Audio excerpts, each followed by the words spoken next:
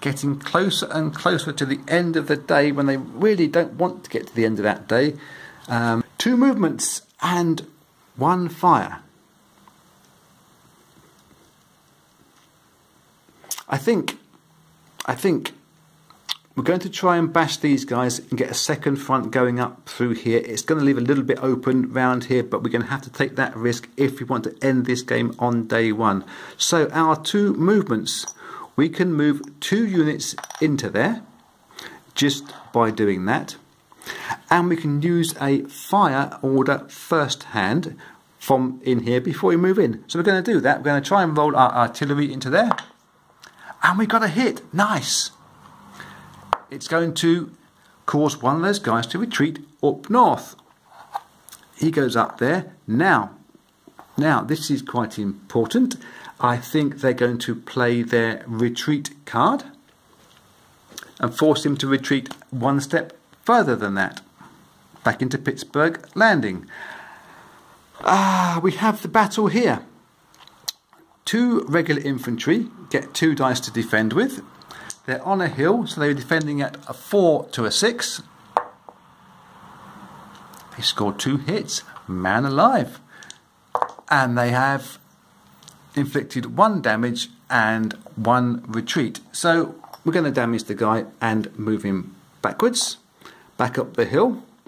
There's nothing else we can do with dice apart from perhaps one of those morale checks, but I don't think we're going to do enough damage in there to make it worthwhile playing a morale check card. So we're going to roll our 2 dice for our invading infantry.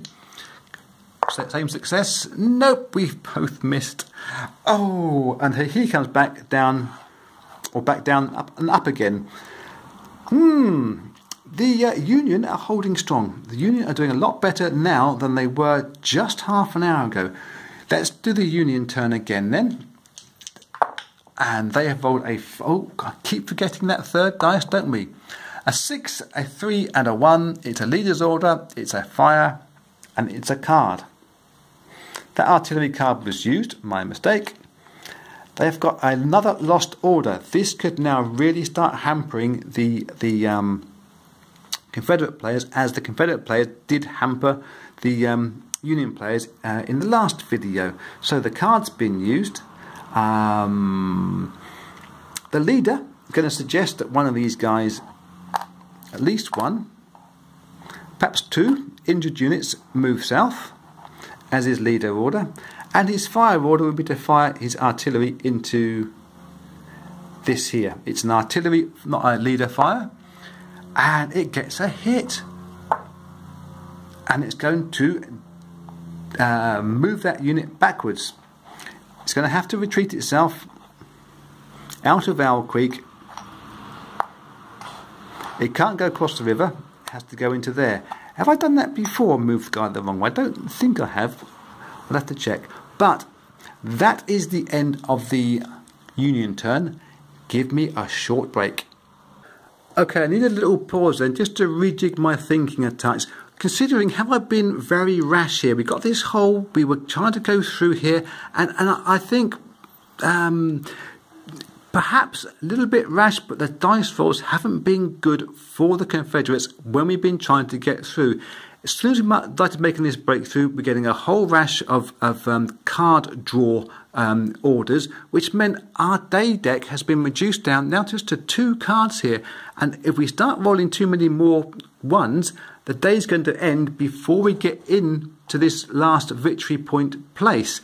And that, I think, was, we were trying to get in there as fast as we could and starting to panic a little bit. The day's coming to an end. We must get in there before the advantage gets flipped over to the Blues, which is why I was trying so many attacks down here.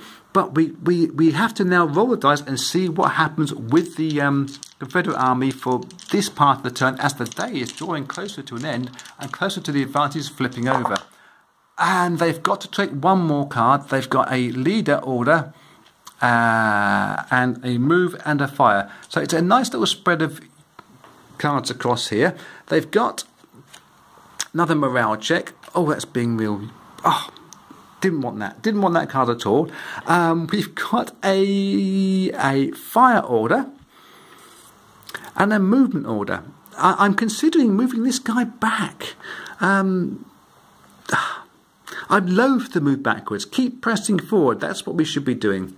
Let's not move back. Let's move forward. We're going to move forward. We can't keep moving back. That's one movement order. And we're going to do a fire order into here. And we miss, predictably, because our artillery is rubbish.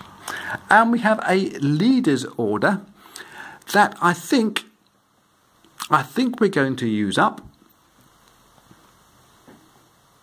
in. Yep, there's lots of ins there. In here. One fire order into this place just west of Shiloh Church. And again, that fire order misses as well. So that was pretty useless. Now, 3 dice for the Union Army. They get 3 good orders there. That's 2 moves plus a leader order. So with their 2 moves, I think now it's time for the Empire to strike back.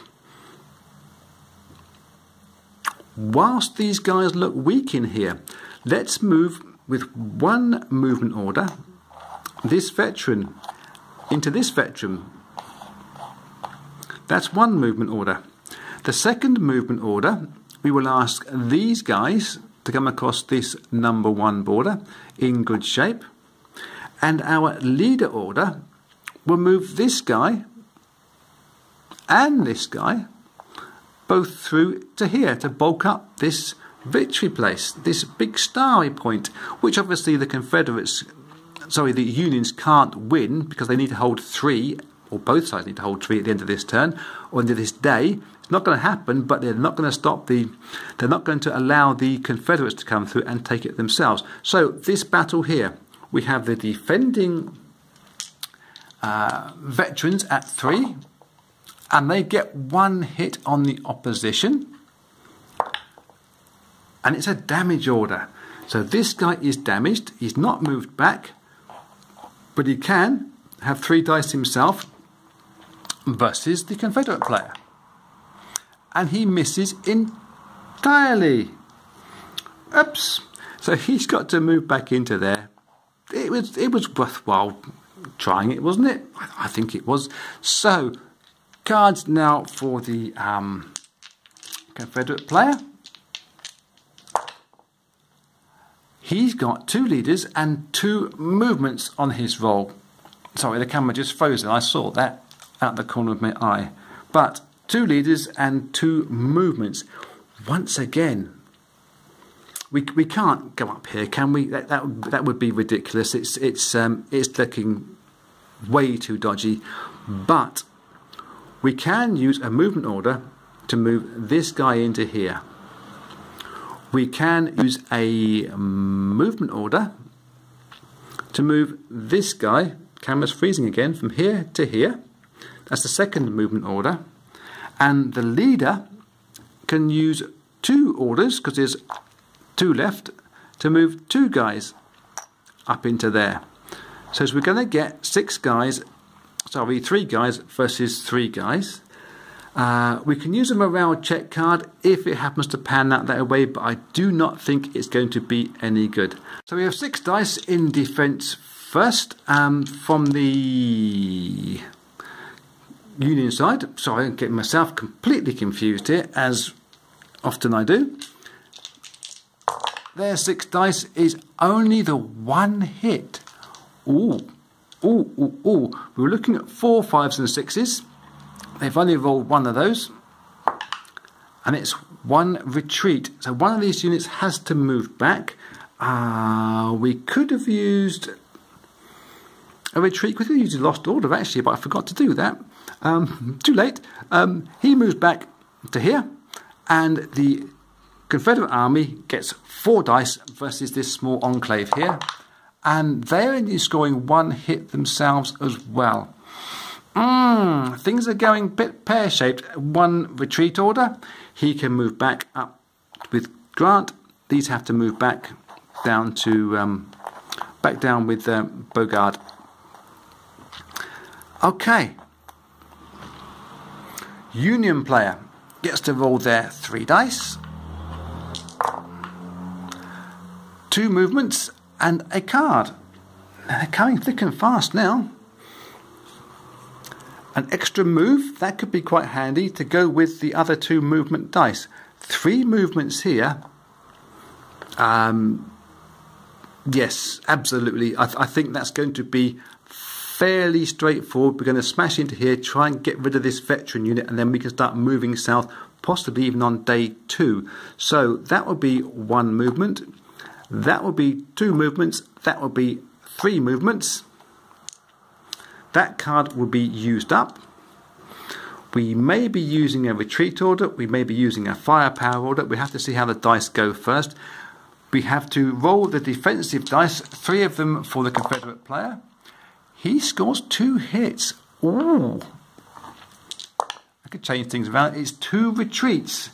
Can we have we got a hold card? No, we haven't got a hold card. So we can retreat these 2 guys back up into here. And we can play our firepower card on the Union side, giving us an extra dice, so we get 4 dice versus this guy here as Union players.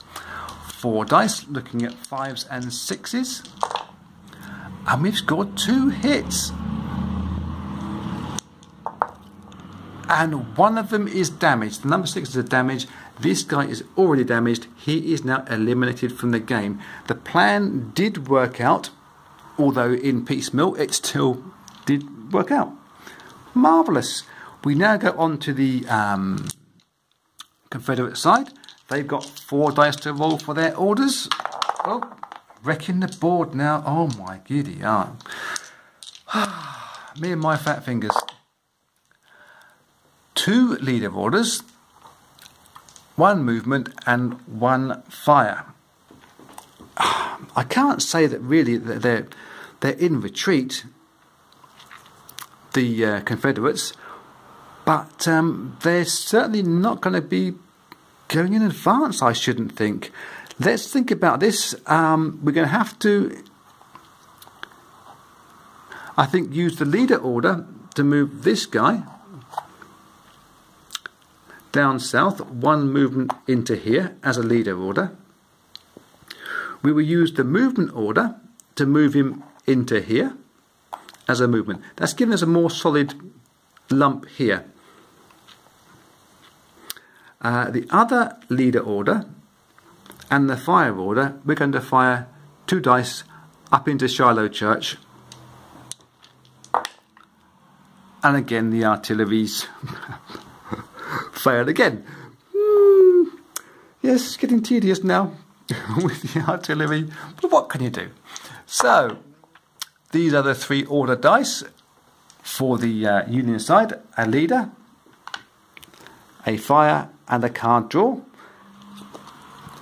Buell arrives. That was rather quick. That must have been the very top card of that 10 card shuffle. So Buell arrives, place Buell, 2 infantry units and a cavalry unit in Pittsburgh. So, oh, he's over here. There he is. There's Buell with 2 infantry and a cavalry. You can see now suddenly how this tide is turning. The Union guys have done a great job of holding and withstanding. There's been some bad luck for the Confederates, yes, but the tide has completely shifted the other way now. So that was the card that was done. We do have a move as well, and we have a leader. So, well, why not? Why not do everything all in one motion? Let's have the leader moving 1 unit down into here as a leader order, and a movement of units from here, 1 down to there as well. End of the Union turn, beginning of the Confederates' turn. Getting close to the end of the game, and that means that with the 6, 4, 3 and 1, I say day, I say game, it's the end of the day. A leader order, a movement, a fire and a card. It's the last card in their pack, which is an artillery. That could be handy. We might actually play that this time in defence. If we use the fire order and the leader order, we can fire 4 shots into Shiloh Church, 2 from here and 2 from here using this fire card. So 4 into Shiloh Church, and we've got 4 misses.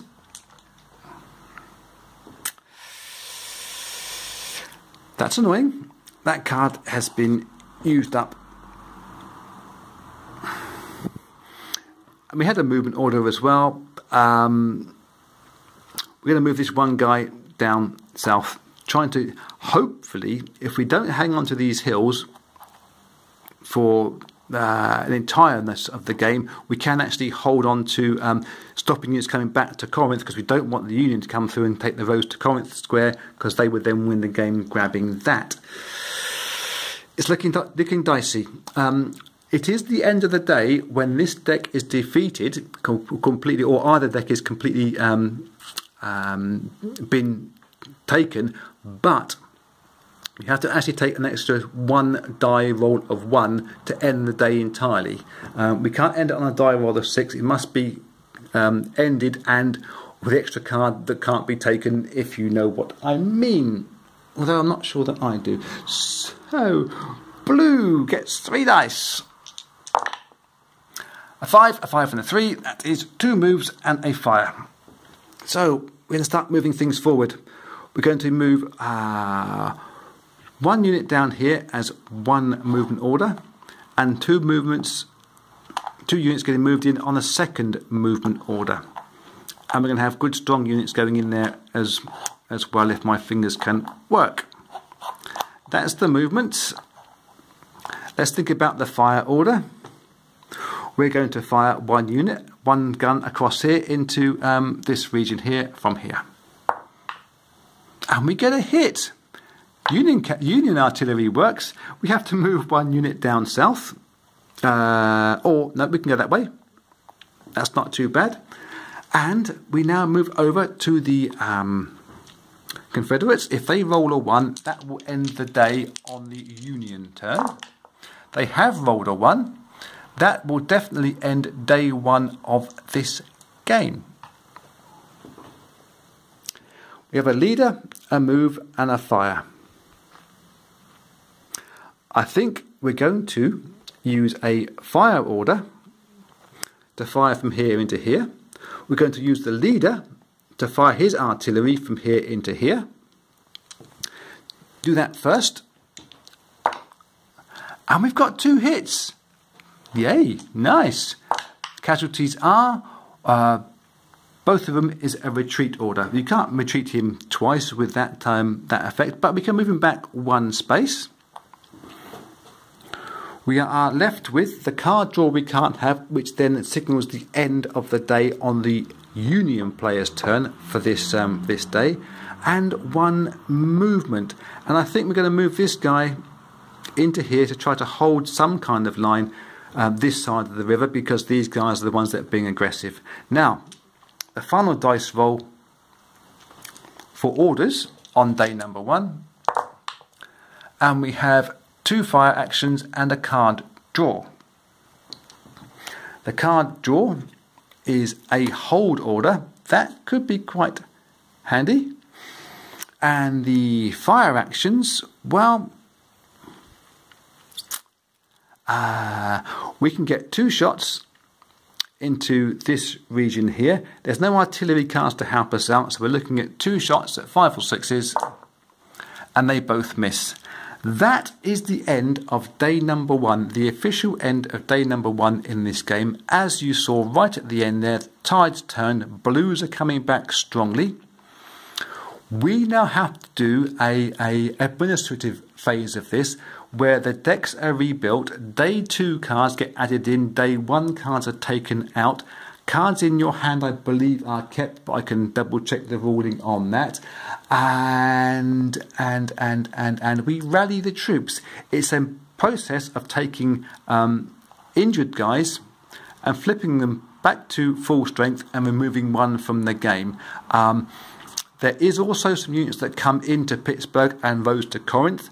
I read through all the rules of that to make sure I'm getting it exactly right, because it's slightly convoluted, and I believe that this guy here, Johnston, dies on day 1 and is removed from the game as well.